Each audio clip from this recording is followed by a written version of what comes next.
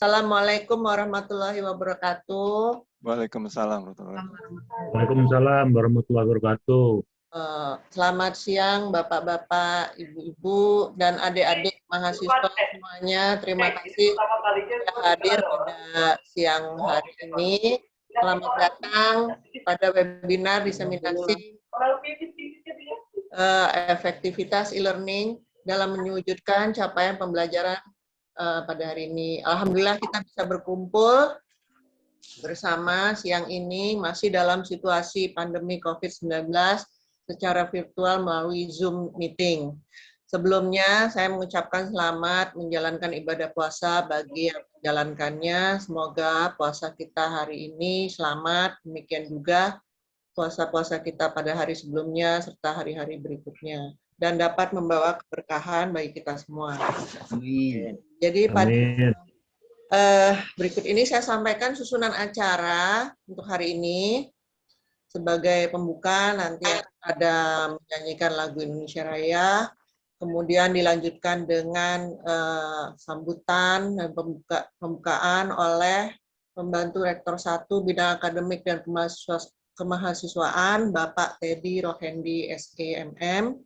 Kemudian penyampaian materi oleh Bapak Slamet Susanto SEMSI, Ibu Nimade Artini SEMM, dan saya sendiri Tatiana SEMCom.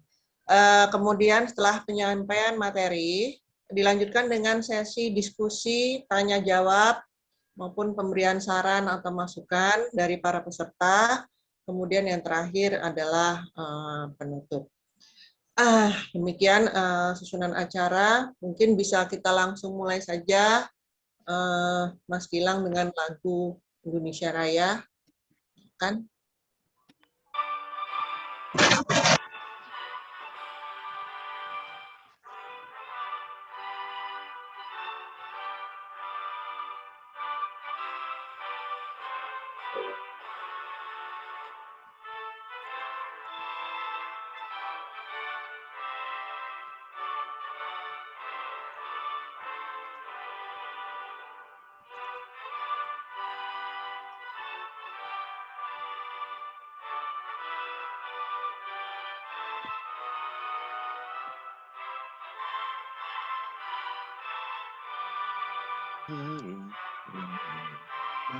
Bersatu.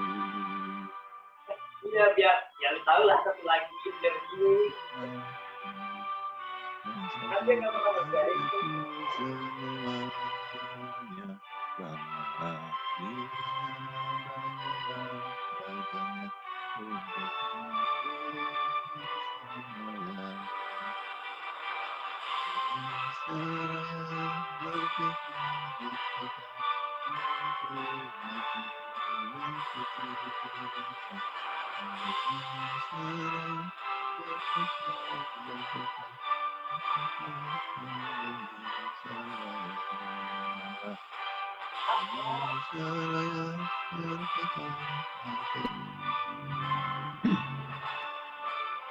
Tahu, makanya gue pakai bahasa Inggris dulu.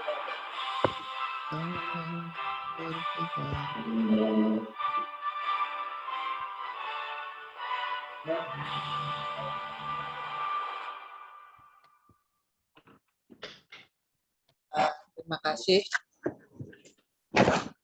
Ya, kita lanjut lagi. Nah, untuk webinar kali ini memang nggak terasa ya, sudah setahun kita menjalani suasana pandemi COVID-19. Saya berharap kita semua tidak lelah menjalankan prokes 5M ya, walaupun rasanya bosan, berat ya, bagaimanapun pandemi ini belum selesai. Semua aktivitas berdampak oleh pandemi ini, tidak terkecuali aktivitas pendidikan. Sudah setahun kita menjalani aktivitas proses belajar mengajar secara daring atau online. Untuk itu pada webinar kali ini adalah mengenai diseminasi penelitian yang dilakukan oleh Pak Slamet, Bu Nimade, dan saya mengenai efektivitas e-learning dalam mewujudkan capaian pembelajaran yang sudah kita mulai sejak pertengahan tahun kemarin. diharapkan dapat memberikan ruang diskusi maupun komunikasi antara dosen dan mahasiswa tentang apa yang sudah kami temukan dalam penelitian tersebut. Sebagai pembuka acara ini, Bapak Teddy Rukhendi, SEMM, sebagai pembantu rektor 1 ITB Swadharma, bidang akademik dan kemahasiswaan, berkenan memberikan kata sambutan untuk pembuka. Saya harap kepada Pak Teddy, kami persilahkan. Baik, Assalamualaikum warahmatullahi wabarakatuh. Waalaikumsalam. Terima kasih Bapak dan Ibu sekalian atas waktu yang disediakan untuk saya. Kemudian selamat juga kepada Bu Tatiana, Bu Nimade, dan Pak Slamet yang sudah berhasil menyelesaikan penelitiannya yang berjudul efektivitas pembelajaran e-learning di dalam masa pandemi, kalau tidak salah seperti itu ya. Yeah. Jadi saya masih ingat sekali waktu itu Pak Slamet, Bu Tia, dan Bu Made menyebarkan kuesionernya tuh setahun yang lalu ya. Mungkin baru sekarang selesai. Alhamdulillah. Tapi satu hal yang bisa saya nanti nggak tahu juga Pak Slamet nanti apakah nanti di dalam penelitian Bapak Ibu sekalian itu bisa nggak tergambarkan bahwa ada satu hal positifnya ya dengan adanya pandemi ini, di mana untuk institusi dulu pembelajaran e-learning itu atau PJJ itu tidak semua perguruan tinggi diperbolehkan untuk melakukan itu. Tapi dengan adanya pandemi ini justru malah PJJ lah yang mempunyai peran, e-learning itulah yang mempunyai peran di dalam proses pembelajaran. Nah, mungkin nanti akan dijelaskan secara lebih rinci oleh Ibu Tatiana, Bu Nimade, dan Pak Slamet. Untuk itu, saya berharap agar semua dosen juga nanti kalau sudah melaksanakan penelitian, ada semacam sosialisasi hasil penelitiannya kepada kita semua, kepada mahasiswa ataupun dosen, sehingga kita tahu sampai di mana manfaat daripada penelitian itu. Sekali lagi, terima kasih atas kehadiran Bapak dan Ibu sekalian, dan selamat kepada tim yang terdiri dari Bu Tatiana, Bu Nimade, dan Pak Slamet. Sekian dari saya. Wassalamualaikum warahmatullahi wabarakatuh. Waalaikumsalam. Terima kasih banyak Pak Teddy Rukhendi atas sambutan dan masukannya.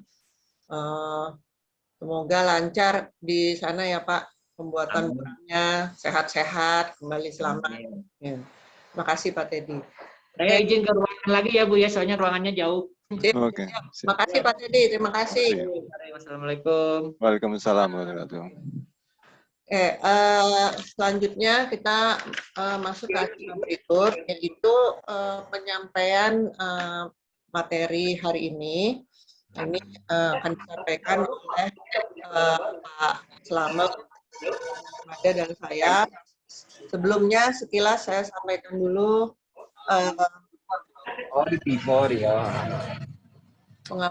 pengalaman pendidikan sampai materi. Bapak Slamet Susanto, SEMSI, beliau sudah menempuh pendidikan S1-nya di UII, jurusan FE Manajemen tahun 1985, kemudian pendidikan S2-nya di FISIP UI tahun 2003, dengan gelar Magister Administrasi. Dia pernah mengikuti pendidikan singkat di Australia selama 10 bulan dalam program pengembangan sistem pendidikan politeknik kerjasama pemerintah Indonesia dan Australia, beasiswa program dari Australian International Development Assistance tahun 1987. Beliau juga memiliki pengalaman bekerja sebagai kepala bagian kontribusi di beberapa bank di Indonesia dari tahun 1989 sampai 2020. Juga pernah bekerja sebagai direktur di beberapa perusahaan sampai tahun 2012. Dan kemudian mengajar di Politeknik Swadharma sejak tahun 2016 sampai sekarang di Institut Teknologi Bisnis Swadharma. Kemudian penyaji materi yang kedua adalah Ibu Nimade Artini SEMM.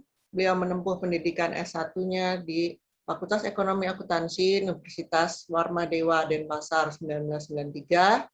S2-nya di jurusan manajemen di Universitas Pamulang tahun 2016.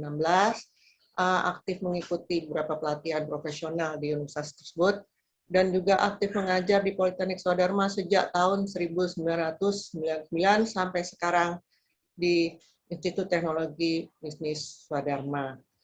Kemudian saya sendiri telah menempuh pendidikan S1 di Fakultas Ekonomi Akuntansi Universitas Trisakti 1995. S2 saya tempuh di Akuntansi Keuangan Macquarie University Sydney, Australia tahun 1998. Sebelumnya saya sempat bekerja di kantor akuntan publik Deloitte tahun 1996. Mengajar di Politeknik Swadharma sejak tahun 2000 sampai sekarang di Institut Teknologi Bisnis Swadharma. Demikian sekilas mengenai latar belakang pendidikan dan pengalaman dari para penyaji materi hari ini. Nah, acara berikutnya kami persilakan Bapak Slamet Susanto SEMSI untuk memulai penyampaian materi. Ya, terima kasih Ibu Tia selaku moderator dan sekaligus juga pemateri yang akan datang berikutnya. Bismillahirrahmanirrahim. Assalamualaikum warahmatullahi wabarakatuh. Selamat siang pada Bapak Ibu semua peserta dari diseminasi ini beserta adik-adik mahasiswa yang ikut serta di dalam acara ini. Perkenankan pada kesempatan ini, kami bertiga yang beberapa waktu yang lalu melakukan sebuah kegiatan aktivitas penelitian yang waktu itu masih di kampus Pondok Cabe dengan nama Politeknik Swadharma. Nah, penelitian ini kami lakukan bertiga dengan pertimbangan-pertimbangan seperti nanti yang terlihat di dalam slide berikut ini, bahwa lihat dari judulnya saja sudah mulai bisa terbaca bahwa apa yang kami lakukan ini adalah sebuah penelitian yang mencoba untuk melihat efektivitas sebuah program pembelajaran jarak jauh yang menggunakan peralatan teknologi tertentu, kemudian coba kami kaitkan dengan capaian pembelajaran. Nah, penelitian ini sendiri itu adalah penelitian sifatnya adalah survei ya, penelitian survei. Kemudian coba slide-nya Pak diganti Mas Gilang. Jadi kami di dalam menyampaikan kegiatan penelitian ini itu ada yang pertama Mas, yang latar belakang. Coba. Ada beberapa pertimbangan yang membuat kami melakukan kegiatan ini. Pada saat kegiatan penelitian ini dilakukan, kegiatan PJJ itu baru berlangsung sebulan 2 bulan, ya, sebulan 2 bulan, yang mana situasi sosial, ekonomi, dan psikologi masyarakat demikian galau dengan kondisi dan keadaan penyebaran COVID-19 yang pada saat itu terjadi pro kontra terhadap wabah ini. Ada yang mengatakan bahwa ini biasa saja, bisa ditanggulangi dengan hal yang cukup sederhana, berjemur di panas matahari, atau kita coba untuk minum ramuan-ramuan tertentu, kita pasti akan bisa. Kemudian ada juga pimpinan-pimpinan kita mengatakan bahwa pimpinan-pimpinan negara kita mengatakan bahwa ini bisa, nggak mungkin masyarakat Indonesia itu kena dan sebagainya. Tapi toh akhirnya kita merasakan dampaknya semuanya. Sehingga akhirnya ada yang disebut sebagai lockdown pun juga kontroversial, ada lockdown nasional, ada lockdown lokal dan sebagainya. Nah, situasi ini juga akan berpengaruh terhadap kami sebagai dosen, demikian juga mahasiswa dan para orang tua yang pada saat itu juga merasakan dampaknya. Sehingga kami pada saat itu di mana Politeknik Swadharma itu mencoba untuk mensiasati apakah ini akan dilakukan secara full daring gitu atau full online ataukah combine gitu kan atau campuran.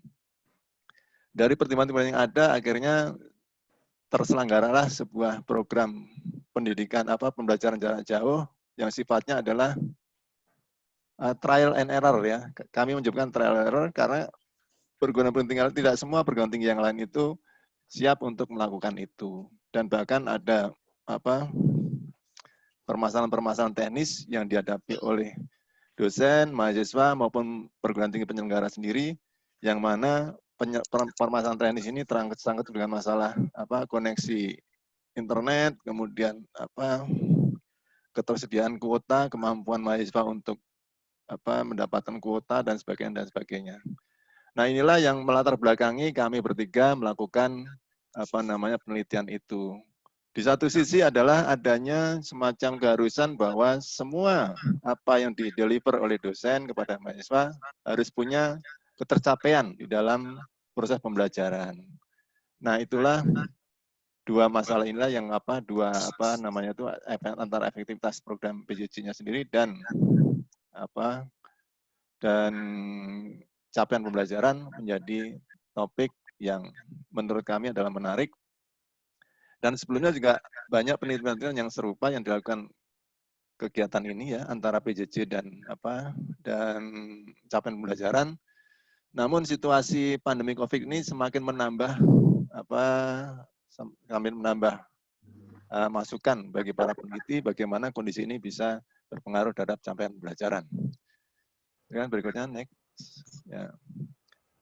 Nah, kami berharap bahwa penelitian ini bisa mengidentifikasi sejauh mana teknik pembelajaran yang offline, ya, yang online yang telah dilaksanakan oleh Politeknik Swadharma pada saat itu bisa mencapai capaian pembelajaran sampai di mana seperti itu, ya kan?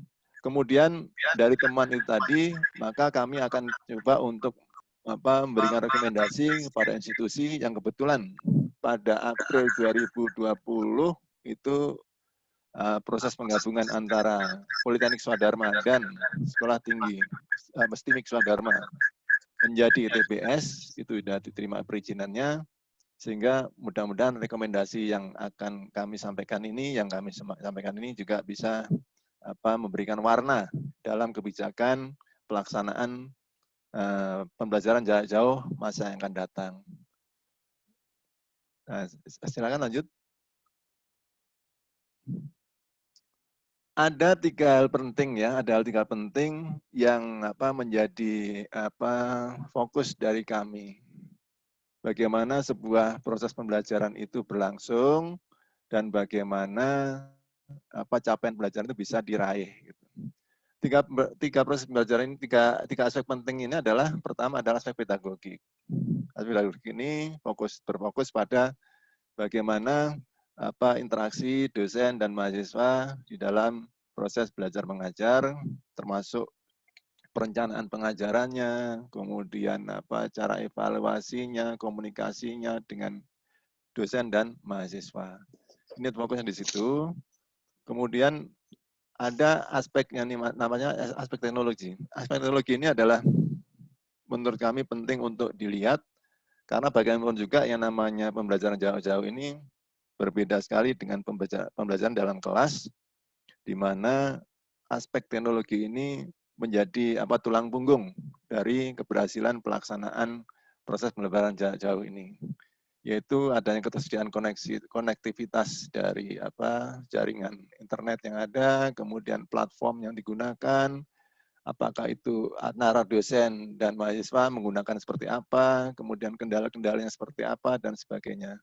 Serta kemampuan dari masing-masing individu, dosen maupun mahasiswa di dalam mengoperasikan masing-masing aplikasi yang ada sangat bervariasi. Nah, itulah kenapa kami coba untuk menonjolkan aspek teknologi ini. Kemudian yang ketiga adalah tentang penjaminan mutu. Nah, penjaminan mutu ini terkait dengan capaian pembelajaran.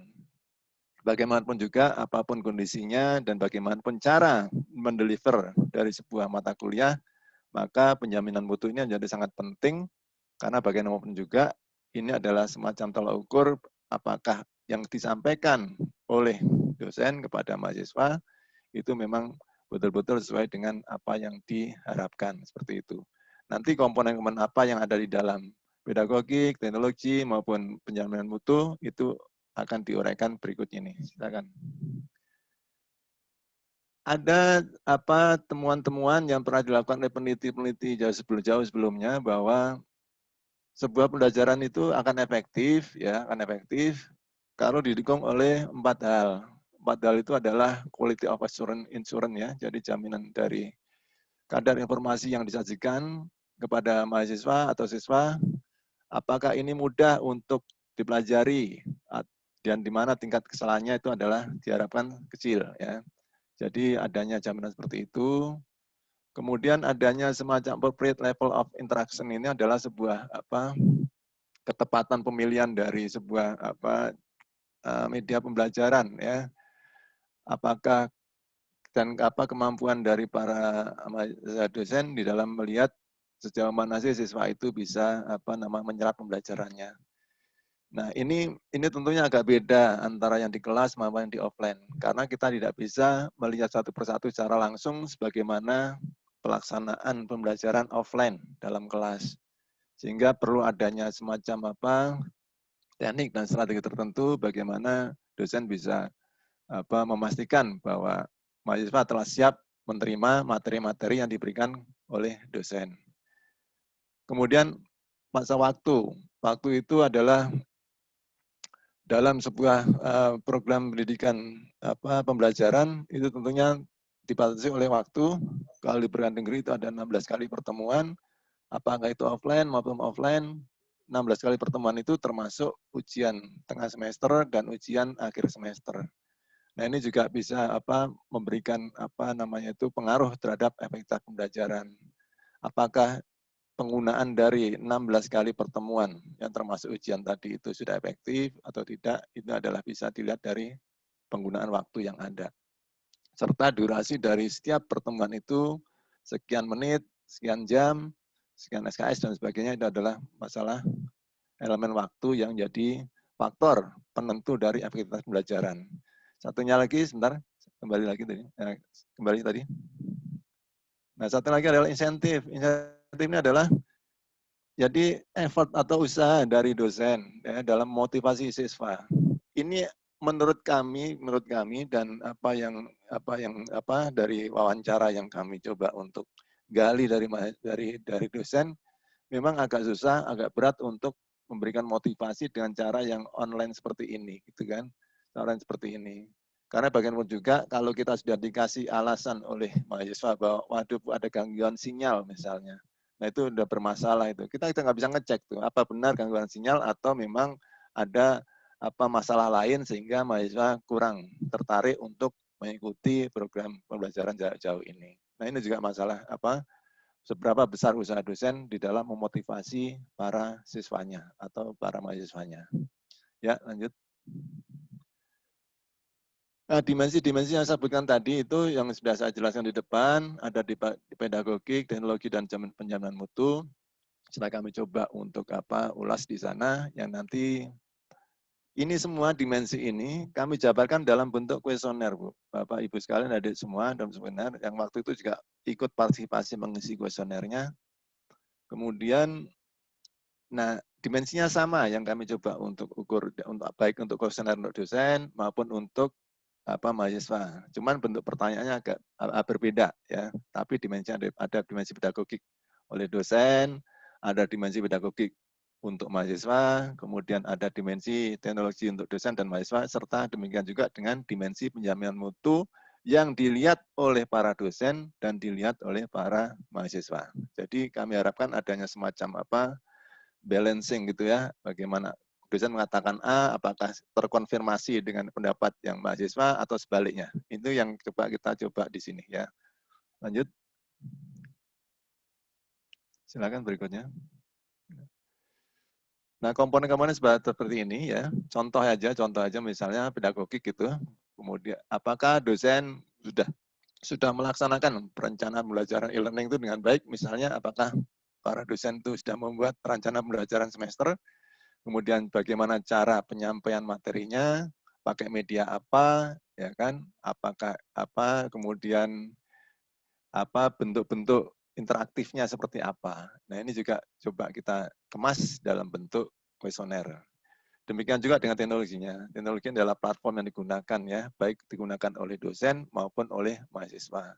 Nah, khusus untuk dosen pada saat itu Politeknik Swadharma sudah mempunyai satu platform ya, platform e-learning yang mana sudah tersedia, namun karena kondisinya bukan pandemi, jadi jarang digunakan. Jadi platformnya itu ada, tapi jarang digunakan. Sebetulnya sudah ada platformnya, tapi jarang digunakan, sehingga kami dari para dosen ini juga agak tergagap sedikit pada saat awal-awal pelaksanaan PJJ ini. Tapi kemudian seiring dengan berjalannya waktu, maka para dosen lebih familiar dan menggunakan itu. Demikian juga dengan mahasiswa, karena mahasiswa di dalam program yang disediakan oleh institusi pada saat itu Politeknik Swadharma adalah yaitu pengisian jadwal kehadiran partisipasi mahasiswa, yang terlihat di sana. Kemudian selain teknologi yang digunakan yang disiapkan oleh perguruan tinggi, juga ada semacam platform-platform yang umum digunakan di market gitu ya, di khalayak rame, ada Google Meet, ada Zoom, kemudian ada aplikasi WhatsApp, Line dan sebagainya. Dan itu mempunyai semacam plus minusnya ya, karena kita juga karena kami dan mahasiswa juga melihatnya ini ada semacam bentuk pilihan platform yang banyak, akan tetapi platform-platform itu punya plus minusnya ya. Di satu sisi kita juga agak kerepotan juga kalau menggunakan Zoom gitu kan, tidak selancar sekarang ini misalnya kan. Karena awal-awal itu adalah awal di mana kita sudah dihujani demikian banyak adanya situasi emosional dari masalah kesehatan, kemudian ada lagi masalah informasi teknologi yang berseliweran di mana-mana, di mana penggunaan Zoom ada masalah negatifnya segala macam. Nah, ini juga bisa mempengaruhi dari pilihan teknologi platform yang digunakan. Konektivitas jaringan.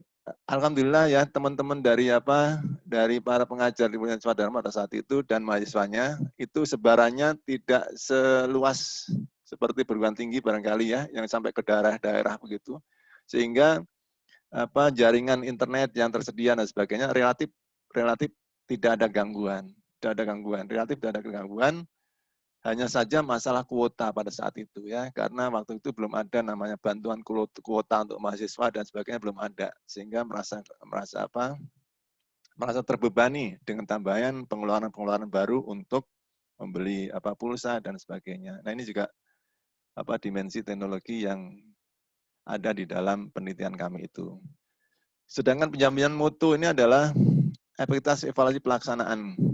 Jadi selama PJJ berlangsung, evaluasi yang dilakukan oleh institusi itu adalah kewajiban dari para dosen untuk merekap semua apa yang disampaikan, kemudian bukti kehadiran mahasiswa, kemudian rincian mana itu dalam bentuk JPEG, dalam bentuk foto dan sebagainya. Kalau misalnya itu harus menggunakan WA ya, harus menggunakan WA, berarti itu harus dipotret, kemudian disampaikan, disubmit ke bagian administrasi. Nah, itu salah satu bentuk dari evaluasi pelaksanaan e-learning. Nah, apakah ini efektif apa tidak? Nah, itu juga perlu ada hasilnya nanti pada saat slide berikutnya.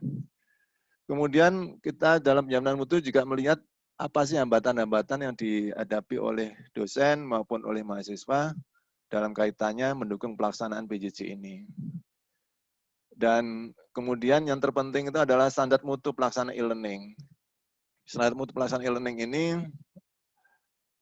nampaknya dari setelah kita lakukan penelitian ini penting untuk dimiliki dalam kaitannya untuk menjadi tolak ukur apakah yang kita laksanakan itu sudah sesuai atau sama atau melebihi dari apa yang distandarkan atau malah kurang dari standarnya. Nah, ini juga nanti akan jadi rekomendasi dari kami nanti di belakang seperti itu. Ya, berikutnya. Nah, kami menggunakan metode survei, Bapak Ibu sekalian, dan adik-adik mahasiswa ya. Dan ini yang kita survei adalah 3 dimensi tadi itu, pedagogik, teknologi, dan penjaminan mutu. Ya, silakan terus. Pengumpulan data Data ini sifat data primer semua, data yang bersumber dari dosen dan mahasiswa. Dosen yang ada di kampus Pondok Cabe, ya kan, yang terdiri dari tiga program studi, ditambah dengan satu program studi teknik, ya teknik elektro. Itu untuk dosennya dari sana. Sedangkan dari mahasiswanya, kuesioner yang tersebar itu tersebar di lingkungan mahasiswa prodi akuntansi, kemudian prodi keuangan dan perbankan, serta prodi administrasi niaga. Nah, ini coba kita rangkum dalam sebuah hasil penelitian yang akan disampaikan nanti oleh Bu Made ya. Silakan langsung. Nah, kita melakukan penelitian ini adalah seiring dengan berjangkitnya pandemi COVID ini ya. Jadi setelah beberapa bulan diumumkan ada COVID, nah itu baru kita lakukan penelitian gitu kan. Kemudian ada konsolidasi internal antara Politeknik dan STIMIK dan segala macam, tapi penelitian tetap dilangsungkan sampai dengan akhir tahun 2020 dan hasilnya sekarang ini coba untuk kami sosialisasikan, kami sampaikan dengan harapan bisa mendapatkan feedback, masukan atau sebagai bahan yang bisa untuk memperbaiki ke depannya. Lanjut. Nah, berikut ini adalah hasil penelitian Bapak Ibu sekalian dan adik-adik mahasiswa yang mana akan disampaikan oleh Ibu Made Artini sebagai kolega kami dalam pelaksanaan penelitian ini. Silakan Bu Made untuk menyampaikannya. Nanti kemudian kalau misalnya ada hal yang perlu ditanyakan dan ada perlu kami jawab. Kami atau salah satu dari kami juga boleh, silakan. Saya kembalikan kepada Ibu Tatiana untuk acara berikutnya. Silakan Bu. Terima kasih Pak Slamet. Ya. Demikian tadi Pak Slamet sudah menyampaikan mengenai teori yang mendukung dari penelitian ini. Nah, ini untuk berikutnya adalah penyampaian materi mengenai hasil penelitian dari kami bertiga. Mungkin saya langsung saja saya persilahkan kepada Ibu Made Artini. Baik, terima kasih sebelumnya atas waktunya. Assalamualaikum warahmatullahi wabarakatuh. Selamat siang buat Bapak Ibu dan adik-adik mahasiswa yang telah hadir dalam webinar ini ya. Terima kasih atas kehadirannya. Nah, untuk mempersingkat waktu dalam penyampaian materi ini, saya akan langsung membahas mengenai hasil penelitian dari efektivitas e-learning ya untuk mencapai pembelajaran. Tadi telah disampaikan oleh Pak Slamet bahwa tujuan dari penelitian ini adalah untuk mengidentifikasi sejauh mana efektivitas dari pencapaian pembelajaran melalui e-learning ya. Adapun materi atau kuesioner yang dilakukan itu adalah semuanya berfokus pada kampus 2 ITBS Pondok Cabe ya. Seluruh dosen yang ada di Pondok Cabe. Nah, dari 20 dosen yang ada yang mendapatkan atau yang menjawab dari survei yang kami lakukan dengan kuesioner. Jadi ada 8 orang dari jurusan akuntansi, 6 orang dari keuangan perbankan, dan 4 orang dari administrasi niaga, dan ada 2 orang dari teknik elektro. Nah, dari ke-20 orang dosen yang menjawab kuesioner yang kami sebarkan, 20 orang juga telah mengembalikan dari jawaban tersebut. Sedangkan dari sisi mahasiswa, ada 117 mahasiswa yang mendapat sebaran kuesioner, tapi yang menjawab hanya 78 kuesioner tersebut. Nah, dari yang menjawab 78, hanya 67 mahasiswa yang mengembalikan jawabannya. Dilanjut. Ini ya, bilang. Nah, ini ada datanya ya, yang dari mahasiswa. Dari akuntansi yang menjawab hanya 35 mahasiswa. Dan perbankan ada 32. Dan 11 dari administrasi niaga. Nah, itu semua data koresponden dari penelitian yang kami lakukan. Berikutnya bilang. Nah, adapun hasil dari penelitian yang kami lakukan, yang tadi dibahas mengenai dimensi pedagogik ya. Nah, dari dimensi pedagogik, dilihat dari perencanaannya, itu dosen hampir semua merencanakan perkuliahan dengan berpedoman pada RPS atau rancangan perkuliahan semester. Itu sering melakukan atau mengacu pada RPS ya.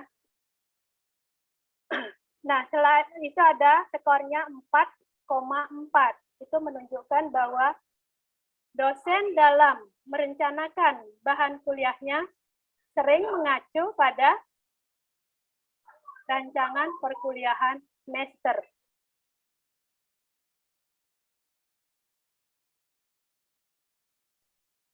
Slide berikutnya bilang. Nah, sedangkan dalam perencanaan atau langkah-langkah dilakukan dalam penyampaian materi, itu skor yang didapat dari survei yang kita lakukan adalah 4,5. Itu menunjukkan bahwa dalam penyampaian atau langkah-langkah yang dilakukan oleh para dosen, itu sering sampai selalu melakukan persiapan dalam perkuliahan sesuai dengan RPS tersebut. Dan hampir semua dosen juga selalu mengatur waktunya dengan mahasiswa dalam menguatkan penjelasan kepada mahasiswa yang mendapatkan skor 4,7. Yang berarti bahwa dosen di dalam mengatur waktu pembelajaran dengan mahasiswa itu sudah sering sampai dengan selalu sesuai dengan ketetapan disiplin atau aturan yang ada di CBS ya. Dan total skor dari dimensi pedagogik itu setelah dirasakan mencapai 3,9, yang artinya bahwa semua dosen itu sangat cenderung dalam menerapkan, cenderung sering ya dalam menerapkan aspek pedagogik saat penyampaian proses belajar mengajar melalui e-learning. Berikutnya kalau dilihat dari segi dimensi teknologi. Nah, di zaman yang sudah makin canggih, makin maju, kita akan berpacu dengan waktu ya. Kalau kita misalkan tidak mau mengikuti teknologi, kita akan ketinggalan. Nah, dengan pandemi ini kita dipaksakan para dosen untuk belajar mengoperasikan gadget ya atau teknologi ya. Nah, dengan dimensi teknologi, bagaimana para dosen memanfaatkan fasilitas yang ada untuk melakukan pembelajaran ya. Kalau dilihat dari segi teknologi, itu mayoritas dosen telah memanfaatkan fasilitas teknologi tersebut dengan koneksi jaringan yang lancar, juga tidak mengalami kesulitan di dalam mengoperasikan aplikasi tersebut. Sehingga pembelajaran e-learning bisa diselenggarakan dengan baik. Dan juga bagaimana kepedulian dosen terhadap mahasiswa agar mahasiswa tidak mengalami kesulitan di dalam belajar tersebut. Nah, dosen juga cenderung menyetujui bagaimana praktek dalam pembelajaran dengan e-learning. Itu akan diharapkan sesuai dengan harapan para dosen semua ya. Jadi para dosen cenderung setuju dengan adanya praktek perkuliahan dengan e-learning tersebut. Walaupun ada beban yang bertambah bagi dosen ya, yaitu beban waktu dan juga ada beban kuota yang sebelumnya belum ada tunjangan ya. Jadi waktu yang perlu ekstra dalam persiapan perkuliahan dengan e-learning dan juga beban pulsa atau kuota yang diperlukan oleh para dosen. Nah, dengan adanya atau beban kuota, para dosen mengharapkan adanya kebijakan dari pihak kampus yang akan bisa membantu untuk meringankan beban kuota tersebut. Nah, total skor yang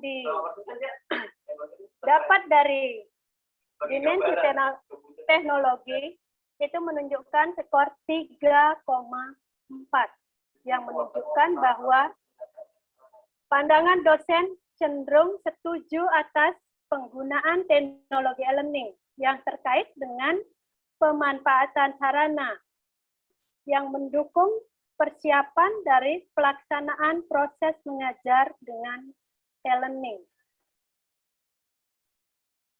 Nah, berikutnya kalau dilihat dari dimensi penjaminan mutu. Nah, untuk dimensi penjaminan mutu, berikutnya bilang. Nah, kalau dimensi penjaminan mutu, para dosen sudah berusaha untuk dalam pelaksanaan belajar mengajar dengan e-learning dengan menetapkan penjaminan mutu yang sesuai dengan ketentuan ya, seperti yang ada di RPS agar mutu tetap terjamin walaupun dengan kita mengadakan perkuliahan dengan e-learning. Dosen juga sudah mengetahui bagaimana tujuan dari perkuliahan dengan e-learning agar mahasiswa mampu menyerap apa yang dijelaskan oleh dosen ya, sehingga mutu pembelajaran melalui e-learning bisa tercapai sesuai dengan keinginan dari atau sesuai dengan RPS yang telah sebagai acuannya ya. Nah, dosen juga setuju untuk memperketat dalam penyelenggaraan e-learning. Jadi dengan diperketatnya pembelajaran melalui e-learning, baik itu disiplin waktu maupun yang lainnya, itu akan diharapkan menjamin penjaminan mutu daripada pelaksanaan e-learning tersebut. Itu semua dari, kalau dilihat dari dimensi dosen ya. Nah, sekarang bagaimana dengan dimensi mahasiswanya? Kalau dilihat dari dimensi mahasiswa, dilihat dari dimensi pedagogiknya, mahasiswa cenderung tidak setuju dengan diadakannya kuliah dengan melalui daring atau e-learning. Karena dengan kuliah dengan e-learning itu adalah membosankan. Mahasiswa kurang begitu jelas.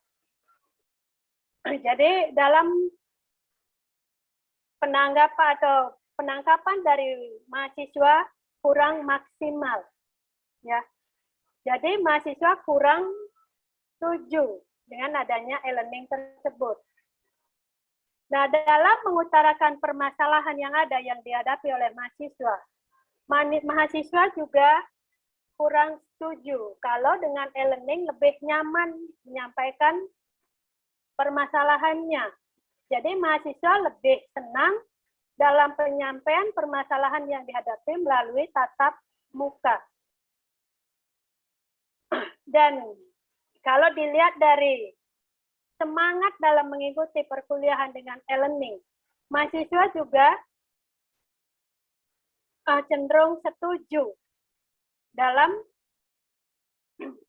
mendorong mahasiswa untuk mengikuti pembelajaran melalui e-learning, meskipun semua dosen telah berkomunikasi dengan baik ya. Dan ada skor 3,7 itu untuk keberanian mahasiswa dalam bertanya melalui e-learning ya. Jadi artinya bahwa mahasiswa kurang setuju kalau misalkan dia mengajukan pertanyaan lewat e-learning ya. Mahasiswa lebih berani mengajukan pertanyaan dengan melalui kuliah tatap muka atau kuliah ada di kelas ya, langsung offline. Nah, berikutnya kalau dilihat dari dimensi teknologi. Nah, untuk dimensi teknologi ini, mahasiswa itu sudah lebih canggih dibandingkan dengan para dosen ya. Jadi, dalam mengoperasikan aplikasinya, mahasiswa itu sudah lebih jauh di atas kemampuan para dosennya. Nah, di sini dalam dimensi teknologi, untuk jaringan internetnya itu tanpa hambatan, mahasiswa itu kurang setuju kalau misalkan jaringan dikatakan kurang atau tanpa hambatan dalam pengaplikasian aplikasi e-learning tersebut. Nah, sedangkan untuk yang bagaimana dosen dalam menguasai materi. Nah, mahasiswa berpendapat bahwa semua dosen sudah menguasai materinya. Jadi mahasiswa setuju sampai hampir sangat setuju dalam penguasaan materi dari masing-masing dosen ya. Namun kalau dilihat dari kemudahan dalam berkomunikasi antara mahasiswa dengan dosen, itu mahasiswa cenderung kurang setuju adanya kemudahan kalau dengan e-learning. Karena mahasiswa lebih senang dalam berkomunikasi dengan melalui tatap muka.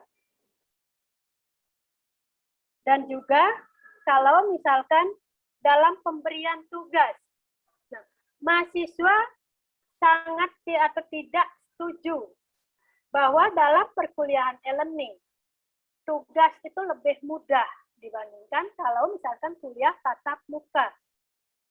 Jadi kuliah dengan e-learning, tugas yang diberikan bagi mahasiswa itu cukup berat. Ya. Dan untuk semangat mengikuti perkuliahan, mahasiswa juga kurang setuju kalau dengan e-learning. Karena dengan e-learning, mahasiswa cenderung lebih cepat bosan ya.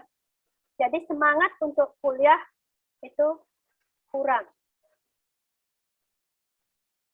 Sedangkan dilihat dari dimensi penjaminan mutu, untuk mahasiswa itu berbanding terbalik dengan dosen. Kalau dosen itu sudah setuju dengan penjaminan mutu. Tapi dilihat dari sisi mahasiswa, mahasiswa tidak setuju dengan perkuliahan e-learning bahwa penjaminan mutu akan tercapai. Karena kuliahnya mahasiswa kurang semangat, terus kurang juga memahami. Jadi mahasiswa menganggap bahwa kuliah e-learning itu dalam pencapaian mutunya tidak sesuai dengan harapan.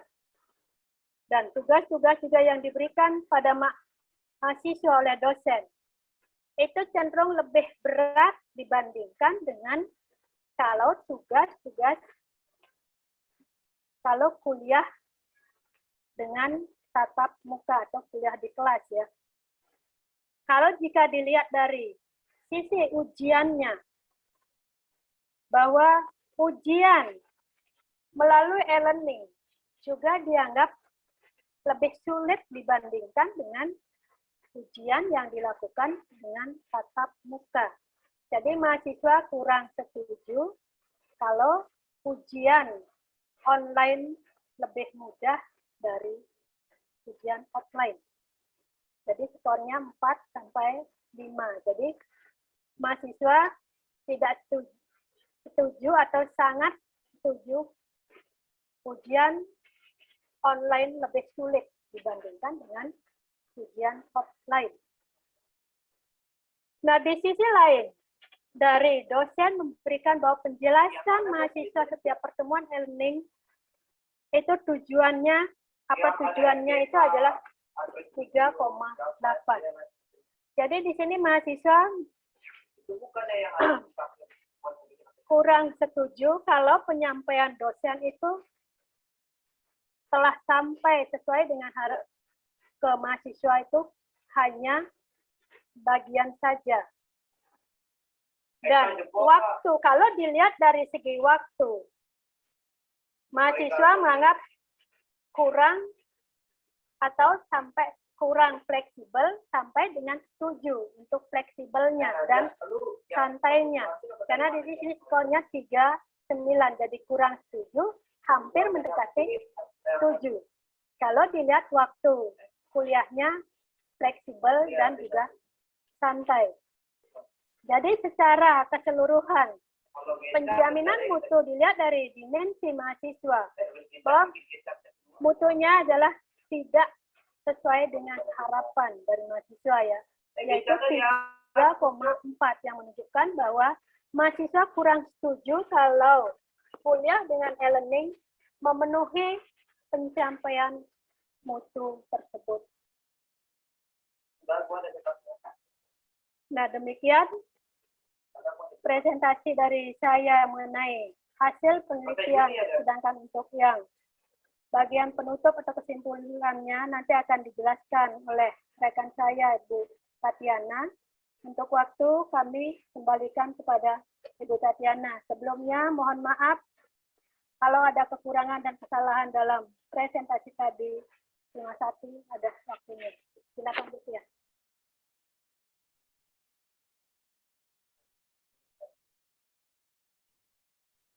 Terima kasih atas penyajiannya Ibu Nimade Artini. Baik, tadi sudah disampaikan mengenai hasil dari penelitiannya dari sisi dosen maupun dari sisi mahasiswa berdasarkan 3 dimensi tadi, yaitu dimensi pedagogik, teknologi, dan penjaminan mutu. Nah, terakhir saya sampaikan kesimpulan secara keseluruhannya.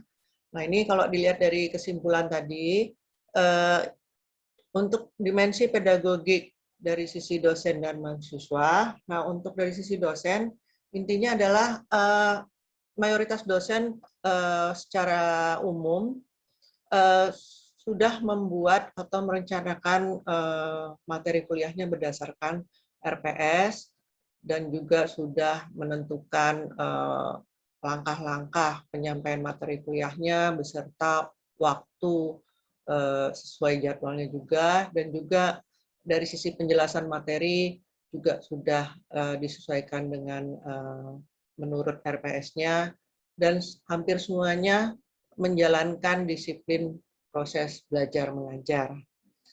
Namun kalau dari sisi mahasiswa, untuk dimensi pedagogik ini, pada umumnya mahasiswa kurang pas ya dengan metode e-learning ini.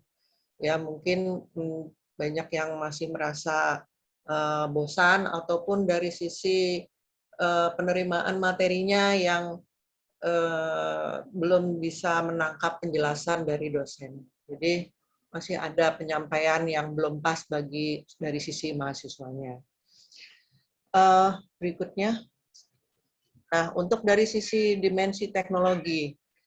Nah kalau teknologi ini baik dari sisi dosen maupun mahasiswa, hampir semuanya tidak memiliki masalah ya. Dari sisi penggunaan internetnya, infrastruktur untuk menjalankan e-learning-nya ya, terutama mahasiswa untuk melaksanakan e-learning, platform e-learning juga tidak terlalu masalah. Mungkin di awal-awal bagi beberapa dosen sedikit ada masalah karena kita waktu pandemi di awal itu kan agak sedikit kaget ya, dari yang offline mendadak ke online. Sebetulnya Swadharma sudah memiliki platform e-learning sudah sebelum terjadi pandemi, hanya saja tidak pernah dipakai. Jadi otomatis dosen juga butuh penyesuaian, namun tidak lama ya. Terus pelan-pelan, walaupun agak gagap di awal, bisa menjalankannya dengan baik. Lalu kalau mahasiswa juga secara umum tidak ada masalah, hanya 1-2 aja yang mungkin kadang-kadang dalam proses belajar mengajar, Bu, kuota saya habis, dan sebagainya ya. Jadi suka, tapi tidak banyak, hanya sedikit saja. Jadi kalau secara teknologi, hampir semuanya tidak ada permasalahan yang terlalu berarti. Oke, yang berikutnya. Nah, untuk dimensi penjaminan mutu. Nah, kalau untuk dari sisi dosen, selama proses e-learning ini, hampir semuanya sudah melaksanakannya ya, penggunaan aplikasinya, kemudian mengenai materi, itu juga sesuai dengan RPS, dan tujuan dari pembelajarannya juga sudah memahami. Lalu untuk melaporkan proses belajar mengajar, hampir semua dosen sudah melakukan pelaporan yang baik. Lalu untuk penyelenggaraan e-learning ini harus diperketat lagi, supaya mutunya bisa lebih baik lagi.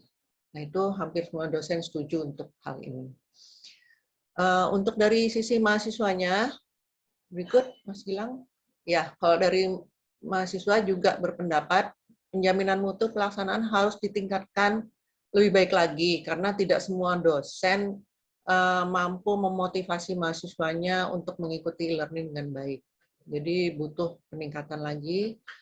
Lalu mengenai materi, juga banyak mahasiswa yang masih belum paham mengenai materi yang disampaikan lewat e-learning. Kemudian juga untuk tugas-tugas dan ujian, mereka merasa lebih sulit jika dilakukan secara daring atau online. Jadi memang untuk dimensi penjaminan mutu ini, skornya itu masih di bawah 4. Nah, demikianlah kesimpulan yang bisa saya sampaikan dari hasil penelitian kami bertiga ini. Lalu kemudian yang berikutnya adalah rekomendasi, ya, rekomendasi dari kami bertiga. Perlu dilakukan persiapan yang lebih baik lagi dari segi infrastruktur, kemudian keterampilan dosen, ya, supaya lebih kreatif lagi dalam menyampaikan materi, serta meningkatkan monitoring pelaksanaannya. Lalu kami simpulkan juga mungkin diterbitkan pedoman standar mutu e-learning, meliputi perencanaannya, lalu perancangan dan pembuatan materi e-learning, penyampaiannya dan interaksi selama e-learning, kemudian interaksi petunjuk penggunaannya, serta yang terakhir adalah evaluasi hasil belajar dan evaluasi program e-learning-nya. Nah, demikian rekomendasi ini. Nah, demikianlah penyajian kami bertiga hari ini. Tadi yang sudah disampaikan oleh Pak Slamet, Bu Nimade, beserta saya. Sebelumnya saya ucapkan terima kasih banyak atas kehadirannya hari ini, dan mohon maaf jika dalam penyampaian materi ini terdapat kesalahan dan kekurangan. Nah, untuk acara berikutnya adalah acara tanya jawab, ya, mungkin ada yang mau bertanya pada kami, juga diskusi, mungkin sharing, bisa diskusi atau sharing, atau mungkin memberikan ide, masukan, atau apapun lah. Mungkin ini adalah forum diskusi antara dosen dan mahasiswa mengenai proses pembelajaran jarak jauh yang sudah kita laksanakan selama ini. Jadi mungkin adik-adik Bapak Ibu sekalian bisa langsung mengajukan pertanyaan atau ide atau saran apapun itu. Juga adik-adik mahasiswa juga boleh mungkin mau curhat ya. Ini selama ini Bapak Ibu dosen ngasih soal susah-susah ya, ngasih ujian susah-susah, udah nggak ngerti gitu ya. Atau apalah, boleh. Pokoknya ini kita ini masih ada waktu untuk diskusi maupun tanya jawab. Silakan. Terima kasih sebelumnya.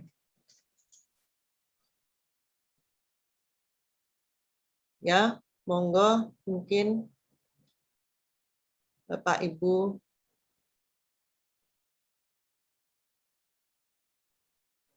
Adik-adik mahasiswa juga boleh kalau mau ada yang mau disampaikan mungkin dalam proses pembelajaran. Ini kan kita sudah masuk ke semester yang kedua ya.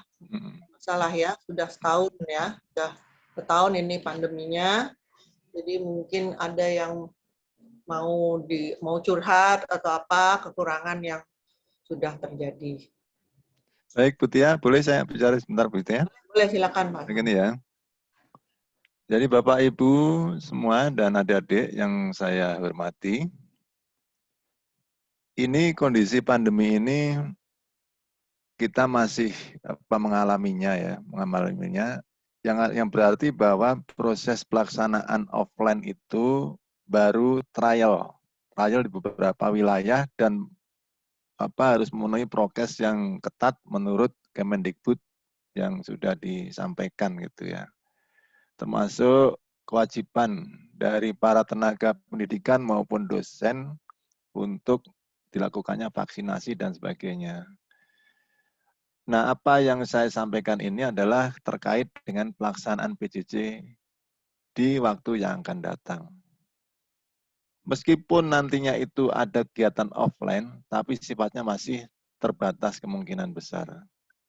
Mungkin di beberapa wilayah tertentu saja yang mungkin offline-nya itu sudah 100%, barangkali seperti itu ya di wilayah NKRI ini. Tapi rasa-rasanya kalau di kampus kita ini, juga nanti kita lihat perkembangannya. Oleh karena itu, maka apabila masih ada pilihan untuk PJJ, maka mau tidak mau, suka tidak suka, itu harus kita laksanakan. Nah, oleh karena itu, saran, masukan dari Bapak Ibu dosen maupun guru maupun peserta dari diseminasi ini, peserta dari para mahasiswanya itu sangat kami perlukan dalam rangka untuk menangkap kemungkinan ya, antisipasi kemungkinan kalau memang nanti semester ganjil tahun ajaran 2021-2022 itu masih tetap ada bagian-bagian tertentu yang harus di PJJ-kan. Ini juga penting sekali kaitannya dengan acara ini. Demikian Bu Tia mungkin dari saya sehingga kita bisa dapat usulan atau masukan atau bahkan mungkin komentar yang bisa kami lakukan lebih baik lagi nantinya. Di sini kami belum melihat adanya korelasi antara misalnya prestasi mahasiswa dengan cara pembelajaran PJJ ini. Ya, mungkin nanti dalam penelitian berikutnya bisa dilaksanakan oleh para teman-teman kolega dosen yang lain yang mungkin lebih bisa memberikan arah sehingga kita bisa mendapatkan hasil yang lebih bagus lagi. Silakan kembali ke Bu Tia lagi, silakan. Ya, terima kasih Pak Slamet. Ya. Benar untuk kemungkinan besar kita masih menjalani PJJ ini karena untuk melaksanakan offline itu persyaratannya memang berat ya, rumit. Nggak mungkin langsung 100% ya, pasti kalaupun masuk itu paling tinggi 50%. Itu pun dengan infrastruktur yang harus komplit ya, tidak hanya sekedar memakai masker itu dari mahasiswanya, Tapi juga infrastruktur di kampusnya itu kita harus siapkan betul-betul ya, dari untuk infrastruktur cuci tangan, infrastruktur macam-macamnya ya. Kemudian tempat duduknya harus dijarakkan dan sebagainya. Nah, itu perlu proses. Jadi sepertinya kegiatan PJJ ini masih kemungkinan besar akan masih ada di semester berikut ini, setelah semester ganjil 2021 dan 2022. Untuk itu masukannya amat sangat kami butuhkan dari bapak-bapak, ibu-ibu, dan adik-adik mahasiswa semua. Mungkin ada yang mau menambahkan? Baik, Bu Tia, Ya. dengan Herman, Ibu. Ya, silakan Pak Herman.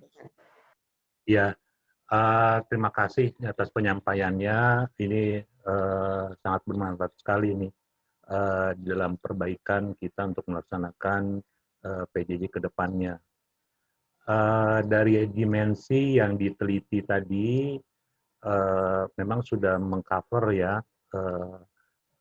dari 3 aspek tadi, yaitu dari pedagogi, kemudian dari teknologi, dan penjaminan mutu. Nah, dari uraian-uraian tadi, khususnya dari hasil penelitiannya yang disampaikan Bu Made tadi, banyak mahasiswa yang mengalami pada saat ujian, ya, mengatakan bahwa dia lebih sulit, ya, itu banyak hal-hal yang kelihatannya ibaratnya saling membela, ya, maksudnya berargumen masing-masing gitu. Terkesan kurang jujur untuk menjawabnya ini, Bu, kalau menurut saya kelihatannya. Jadi dari hasil laporan dan sampai pun kesimpulannya, jadi kan kita dalam penelitian ini harus melihat implikasinya. Itu yang tadi dikatakan dari Bu Tia tadi, rekomendasi. Di rekomendasi pun sendiri rasanya kurang tegas, ya. Mungkin di rekomendasi harus jelas dikatakan hitam putihnya, karena di situ pernyataannya perlu dilakukan, perlu. Jadi antara perlu itu bahasanya agak ringan gitu. Sementara ini permasalahan yang kita rasakan ini cukup mendasar kalau menurut saya. Karena kita lihat seperti hasil yang dicapai tadi dalam mengevaluasi, kalau benar itu memang dijalankan tadi penjaminan mutu dengan secara dijalankan benar, prosesnya, ya, dari inputnya, proses, dan outputnya itu merupakan suatu sistem, kemudian ada monitoring dan evaluasi, dan dengan dasarnya di situ adalah RPS, menjalankan RPS, harusnya outputnya pun baik, ya, sebenarnya.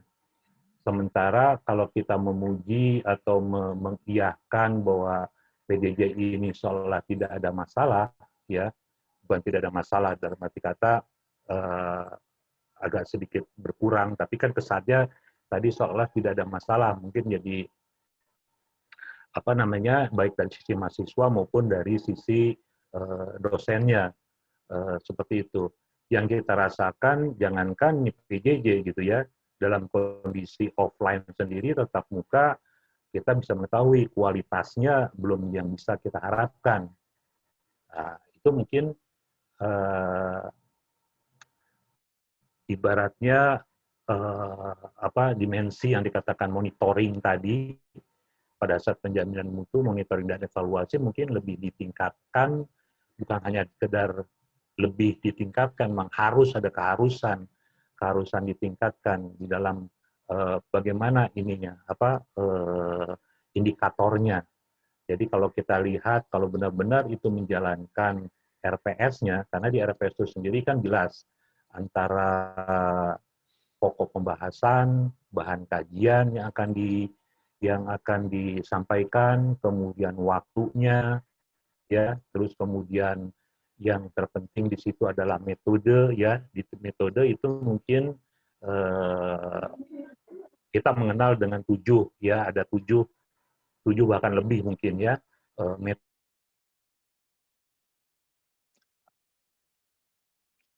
Halo, Pak. Oh.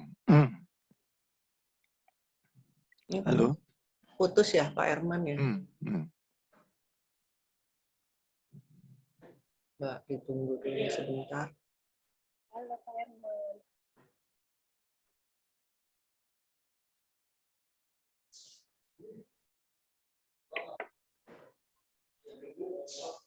Ya, tadi ini Pak Herman mungkin ada masalah teknis yang tadi disampaikan Pak Herman, yaitu masalah penjaminan mutu ya, baik dari offline maupun online. Mungkin sambil nunggu Pak Herman, ada yang lain yang mau menambahkan? Sambil nunggu Pak Herman masuk lagi.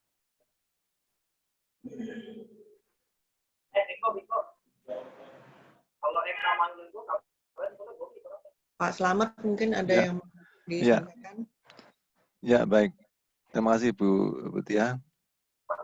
Memang apa yang menjadi kesimpulan kemudian sampai kepada rekomendasi yang kami berikan ini memang adanya hasil dari tangkapan informasi yang diberikan oleh para responden dalam rangka penelitian ini. Tentang keharusan dari sebuah rekomendasi di mana harus dilakukan ini, lakukan itu, memang harusnya demikian ya. Memang harusnya demikian. Kami setuju dengan apa yang disampaikan oleh Pak Herman bahwa monitoring dari pelaksanaan PJJ ini harus dilakukan. Namun demikian, kita juga perlu mensiasati agar para dosen dan mahasiswa saling mengerti. Sebetulnya standar mutu yang diinginkan oleh institusi itu seberapa? Apakah hanya dilihat dari proses jadwal kehadiran mahasiswa saja setiap pertemuan, ataukah dilihat dari keseluruhan aspek dalam proses pembelajaran? Apakah hanya dilihat dari hasil UTS atau UAS pada saat PJJ saja, atau dari yang lain? Nah, oleh karena itu, kami merekomendasikan perlu adanya pedoman yang bisa kami gunakan, yang bisa dosen gunakan, yang bisa mahasiswa gunakan untuk bersama-sama menilai sejauh mana pelaksanaan PJJ ini sesuai tidak dengan standar yang diterbitkan oleh institusi. Oleh karena itu, maka selaras dengan apa yang disampaikan oleh Bapak Herman, maka kami setuju dengan itu. Saya setuju untuk dilakukan monitoring yang lebih bagus lagi dengan adanya standar yang sudah dipublish, yang sudah diterbitkan oleh institusi. Mungkin itu Bu Tia yang saya sampaikan, atau mungkin ada Bu Madi yang mau menyampaikan, silakan saja. Terima kasih Bu Tia, kembali ke Bu Tia lagi. Ya, terima kasih untuk penyampaiannya Pak Slamet. Mungkin ada yang mau menambahkan yang lain? Ibu yang lain atau adik-adik mahasiswa mungkin ada yang mau menyampaikan sesuatu?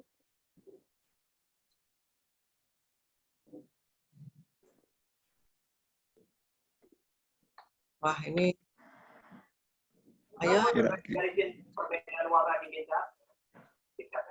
adik-adik mahasiswanya nggak ada yang mau menyampaikan sesuatu? Maaf Bu Tia, mungkin ada dari teman dari mahasiswa yang ada masalah dengan masalah e-learning. Mereka yang sedang sambil bekerja dan sebagainya, e-learningnya seperti apa dan sebagainya, mungkin bisa di-sharingkan ke sini. Saya Bu, Pak. Nah, ya, monggo silakan. Nama saya Dezia Zevanya dari BK 6.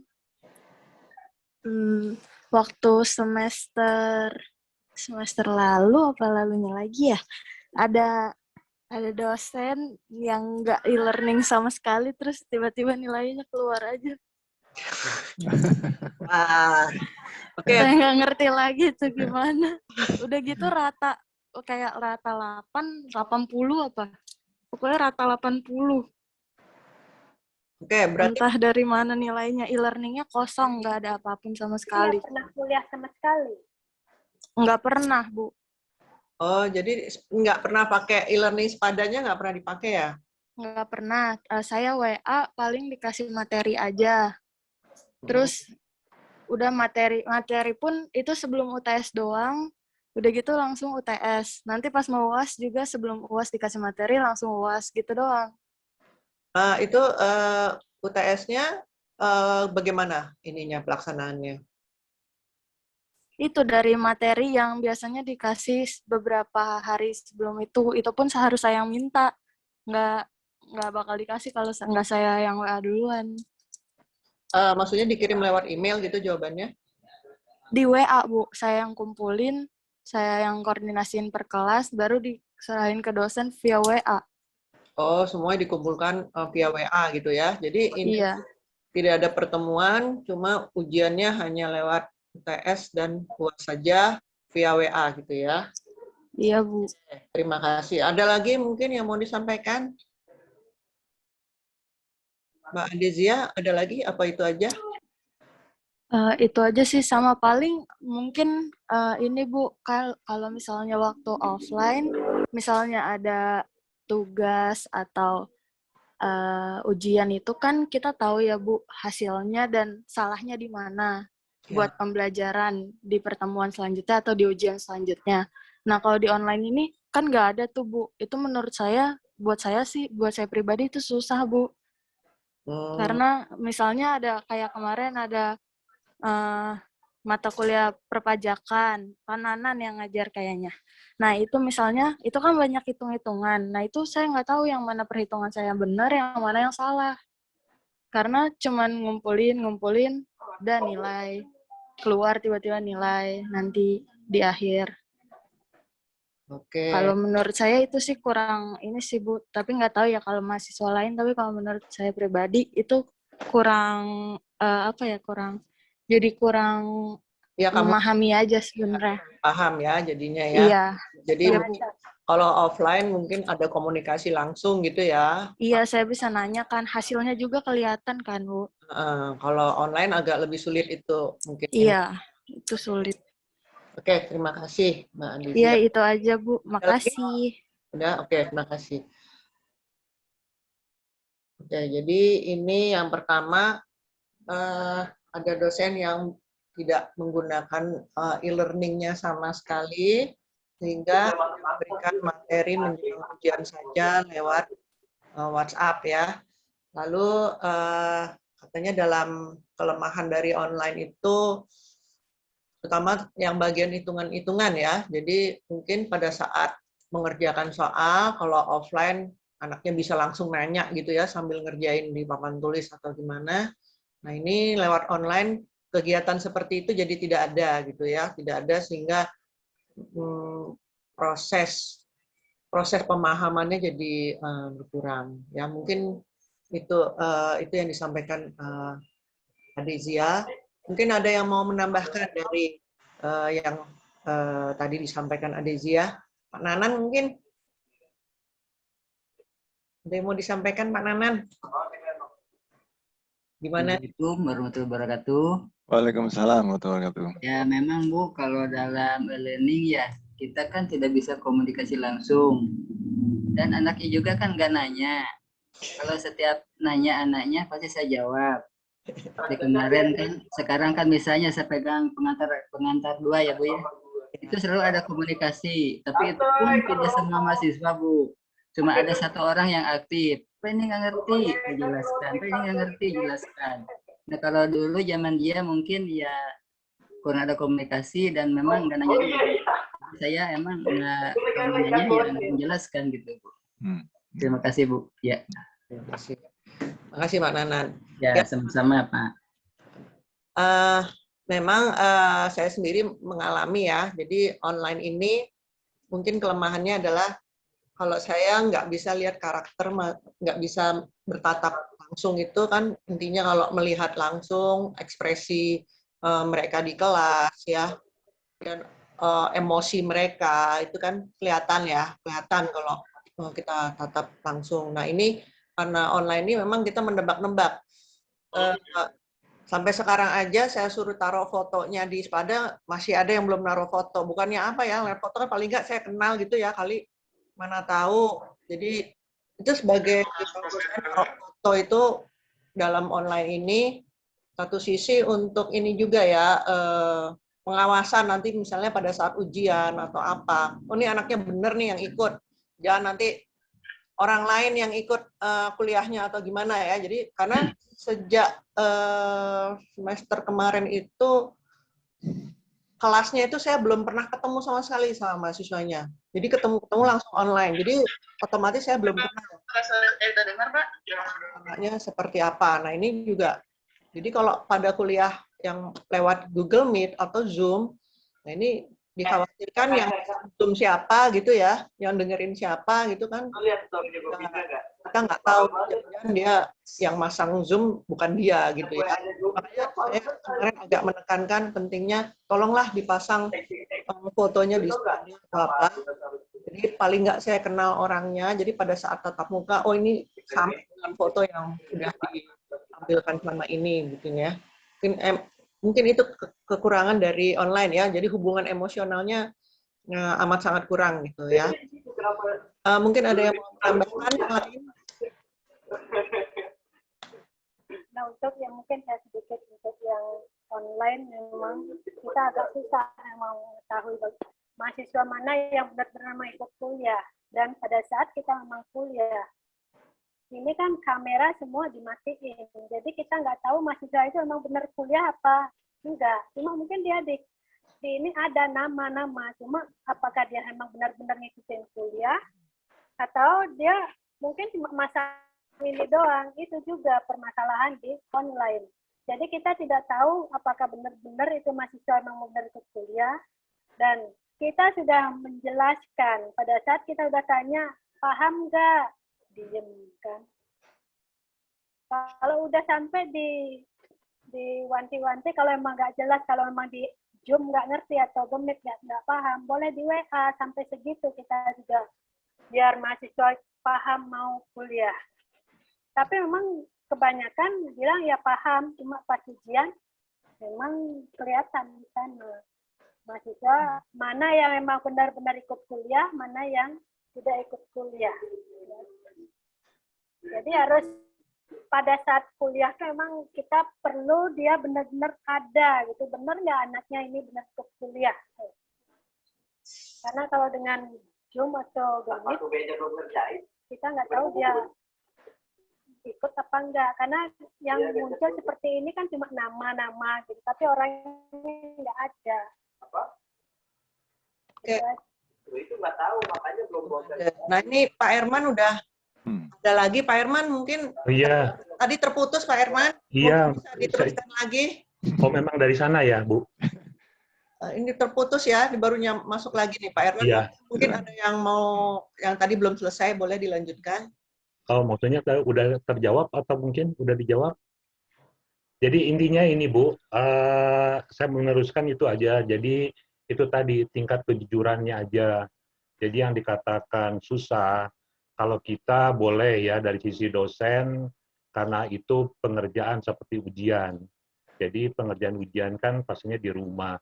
Walaupun di situ sudah dikatakan bahwa itu close Bu, itu saya nggak yakin kalau dia ini bahwa dia nggak ngebuka. Karena medianya terbuka semua. Gitu. Iya, sekarang ayo kalau memang ini sampai ibaratnya ya maaf kalau sampai menanyakan jujur enggaknya perlu kita sumpah pocong apa kan gitu ya untuk meyakinkan bahwa itu benar enggak gitu loh Bu. Nah maksud saya di dalam penelitian ini ya kita harus jujur karena ini kan untuk perbaikan, itu aja intinya saya.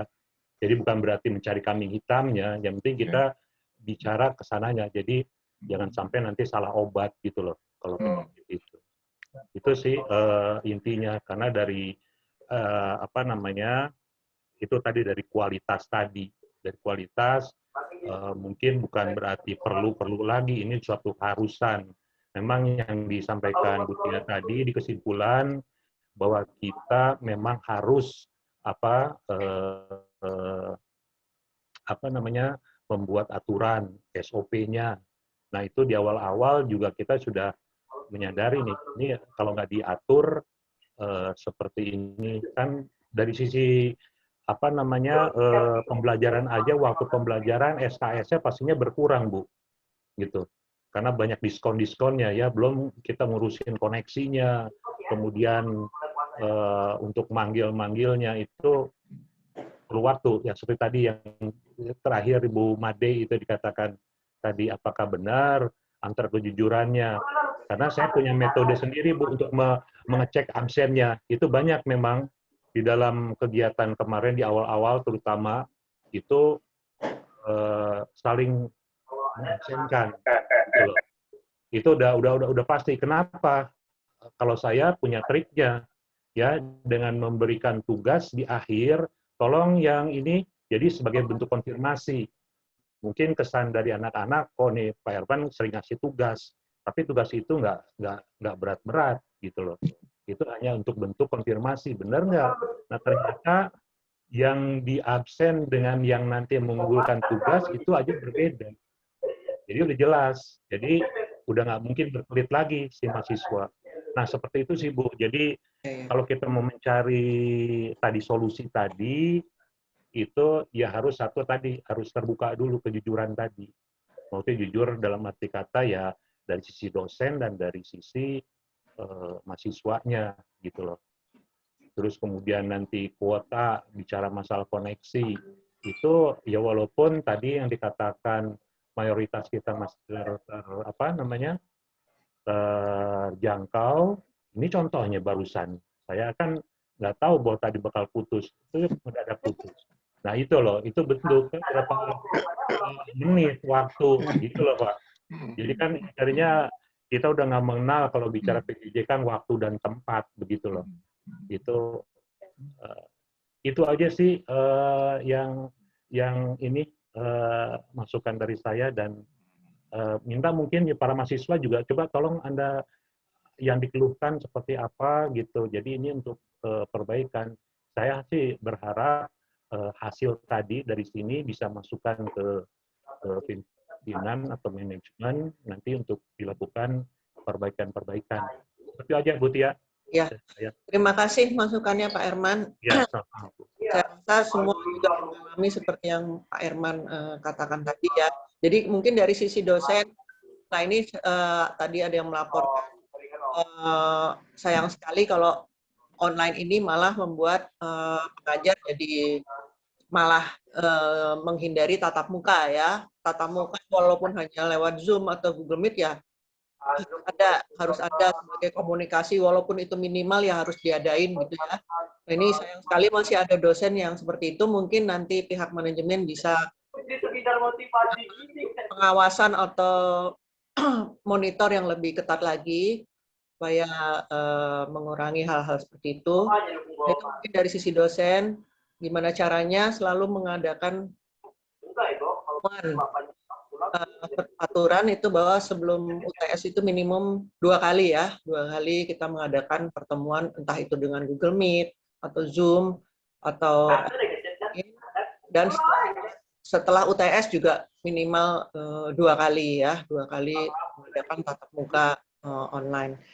Nah mungkin kalau dari sisi mahasiswa itu ya, memang mau nggak mau online ini memaksa kalian untuk lebih aktif mungkin ya, harus lebih aktif lagi, bertanya dan gimana caranya mengontak dosen gitu ya.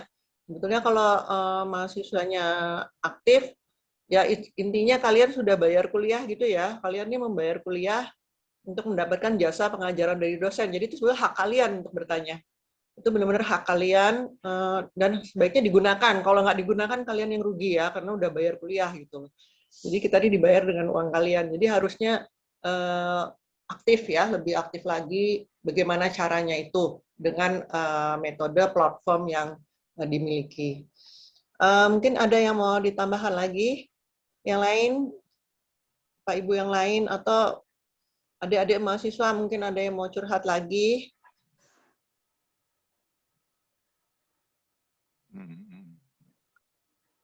Karena ini untuk kita yang masih lama ini ya, kayak begini kemungkinan masih lama ini. Iya, Kita PJJ-nya ya. PJJ ini masih Betul. lama. Jadi benar-benar masukannya amat sangat dibutuhkan gitu ya. Baik Ibu. Yang ada. Ya, silakan. Baik Ibu. Ya. Assalamualaikum warahmatullahi wabarakatuh. Waalaikumsalam warahmatullahi wabarakatuh. Ya.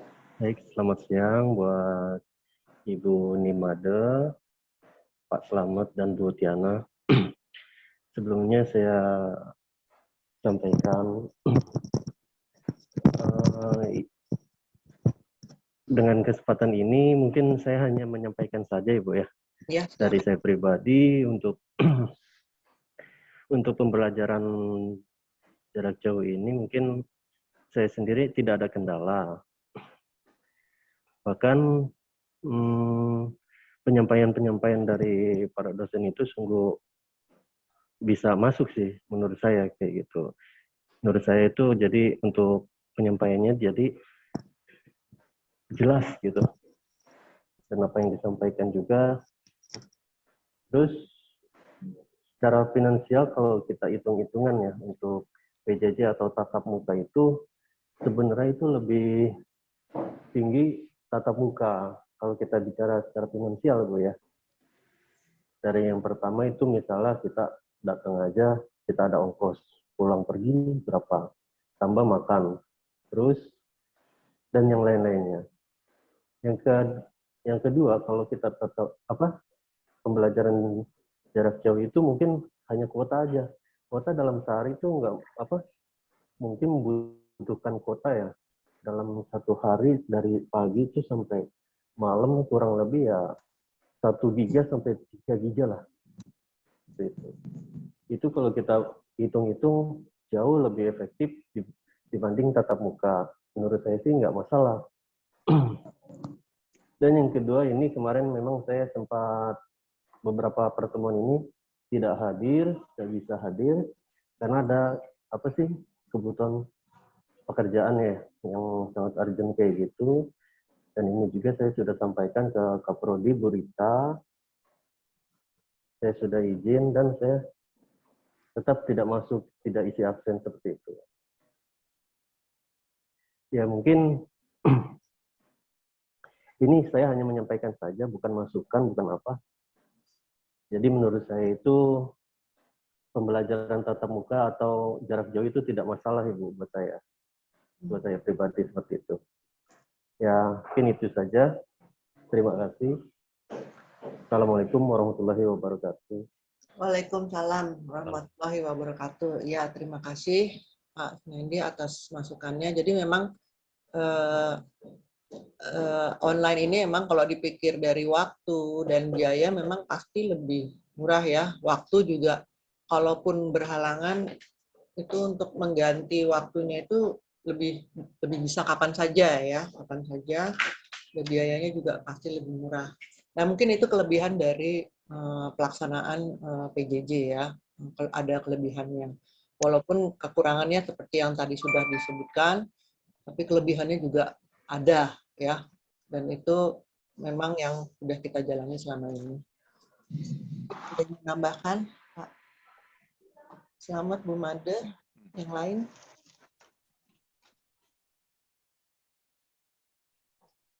Ya memang begini ya kalau maaf Bu ya.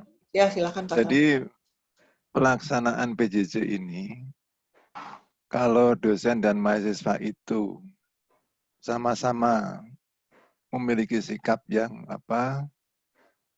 terutama mahasiswa kedewasaan yang lebih gitu, rasa membutuhkan informasi yang lebih juga, maka akan dirasa lebih efisien ya, lebih efisien dari sisi biaya dan sebagainya.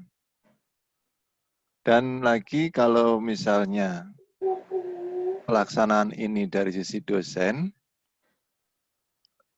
online itu bagi dosen adalah 24 jam itu.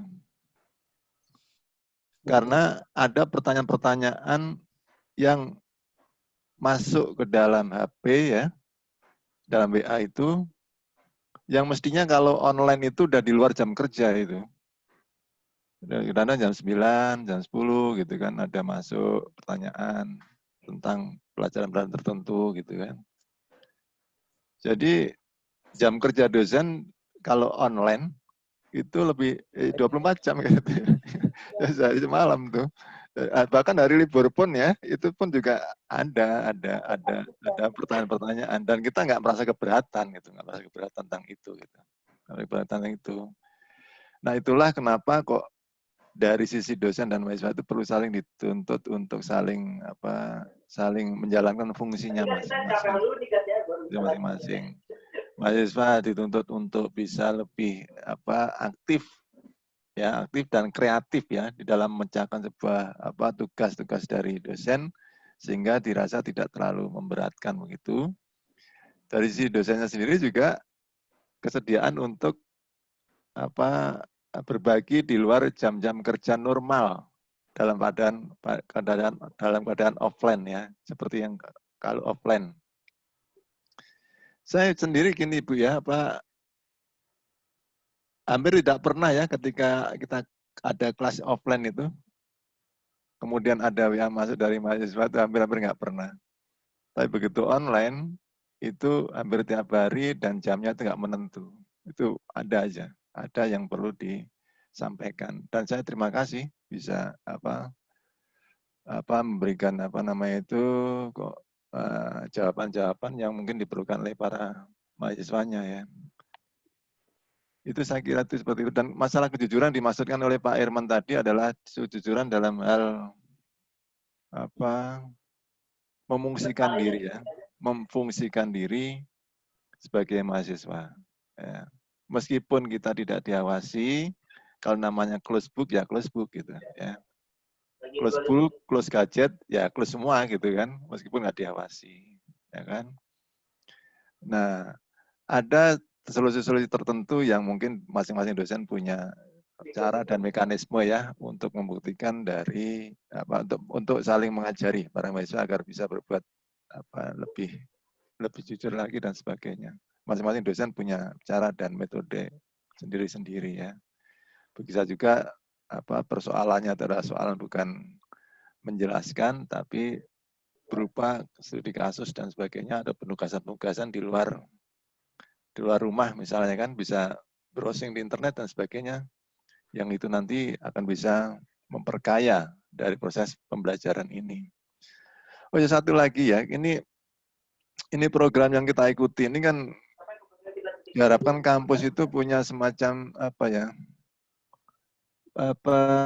proses pembelajarannya itu diharapkan bisa disebut sebagai project based learning itu, PBL itu. PBL di mana paket materinya itu adalah materi semacam project begitu, ya kan? Dosen hanya memberikan kisi-kisinya saja. Dari waktu durasi kuliah itu katakanlah 2-3 jam, tapi dosen memberikan pengantar setengah jam, selebihnya mahasiswa yang kreatif sendiri untuk create group ya, membuat grup, kemudian diskusi sendiri, kemudian ketemu lagi. Meskipun itu online, itu bisa juga dilakukan seperti itu. Dan banyak lagi cara-cara yang lain yang saya kira dosen punya metodenya sendiri. Demikian Bu. Oh ya, terima kasih atas penyampaiannya. Mungkin ada yang mau ditambahkan lagi mengenai PJJ kita dari Bapak Ibu dosen maupun dari adik-adik mahasiswa. Ada yang mau curhat? Apa? Pak Purwanto, mungkin ada yang mau ditambahkan? Pak Hadi Purwanto, Ibu Rita.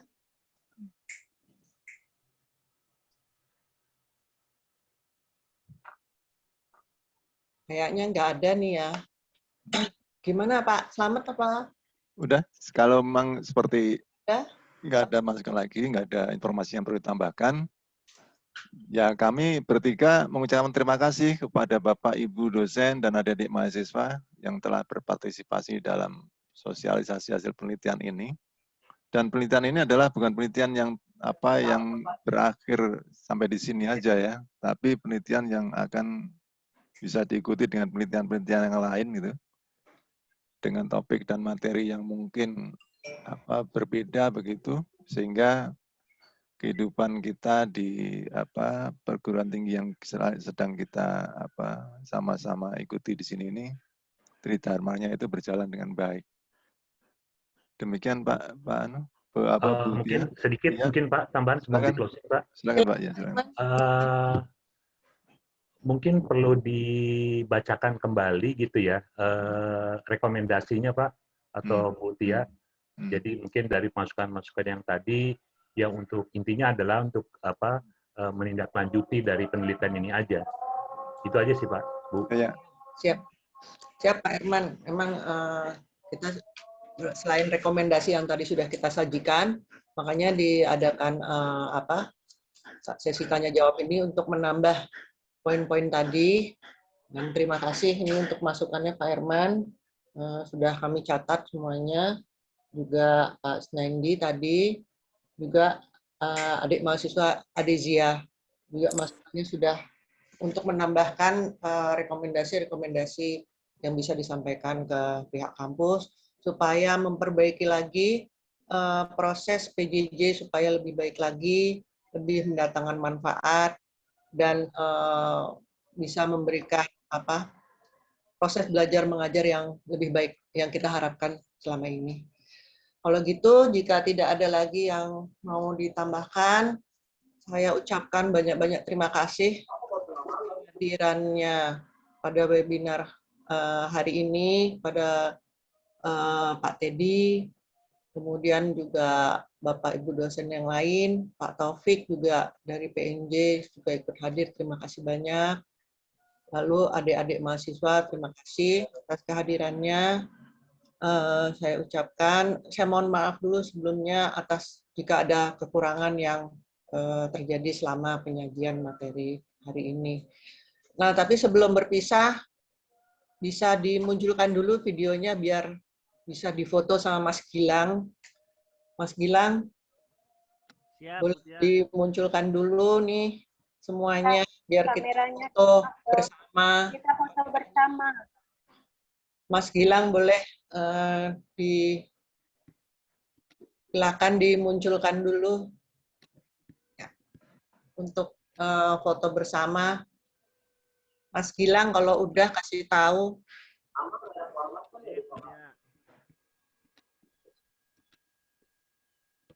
Bentar. Yang belum Bu Rita, mana Bu Rita? Bu Rita. Jangan-jangan Bu Rita ya cuma ini doang. Bu Rita mana nih? Bu Rita. Ya, monggo Mas Gilang. Dimulai aba-abanya.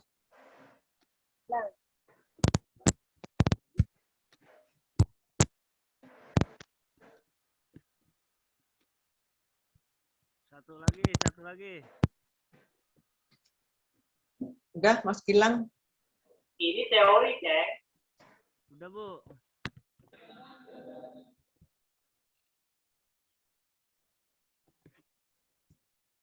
Sudah? Sudah, Bu, sudah. Udah. Satu lagi udah ya yang ininya kamera satu. Udah. Udah semua? Udah. Yang lain? Tiga dulu.